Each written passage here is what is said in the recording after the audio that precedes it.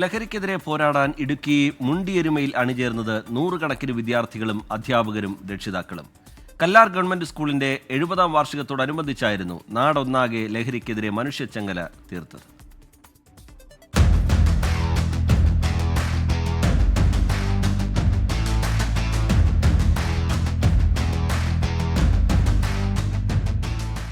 കരുതലിന്റെ ചങ്ങല കരുത്തുറ്റ കല്ലാറിനെന്ന മുദ്രാവാക്യം ഉയർത്തിയാണ് കല്ലാർ ഗവൺമെന്റ് സ്കൂളിലെ വിദ്യാർത്ഥികൾ മനുഷ്യച്ചങ്ങല ഒരുക്കിയത്. അധ്യാപകരും രക്ഷിതാക്കളും സമൂഹത്തിന്റെ വിവിധ മേഖലകളിൽ നിന്നുള്ളവരും ലഹരി വിരുദ്ധ ചങ്ങലയിൽ അണിചേർന്നു.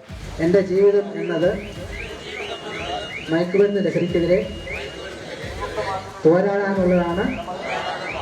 മയക്കുമരുന്ന് ലഹരി വസ്തുക്കളുടെ ഉപയോഗം നമ്മുടെ നാടിനെ നശിപ്പിക്കുന്ന ഏറ്റവും വലിയ വിപത്താണെന്ന് നമ്മുടെ സമൂഹത്തിൽ ഏറ്റവും വലിയ വിപത്തായി മാറിക്കൊണ്ടിരിക്കുന്ന ലഹരിക്കെതിരെ പട്ടം കോളനിയെ ലഹരി മുക്തമാക്കുക എന്ന മുദ്രാവാക്യം ഉയർത്തിക്കൊണ്ടാണ് ലഹരിക്കെതിരെ ഒരു വർഷക്കാലം നീണ്ടു നിൽക്കുന്ന പ്രവർത്തനങ്ങൾക്ക് സ്കൂൾ നേതൃത്വം കൊടുക്കുന്നത്.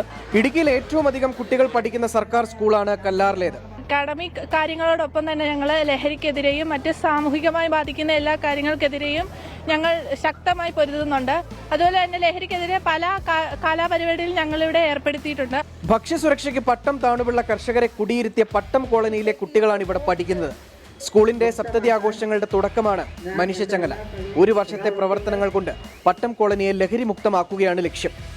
24 ഇടുക്കി.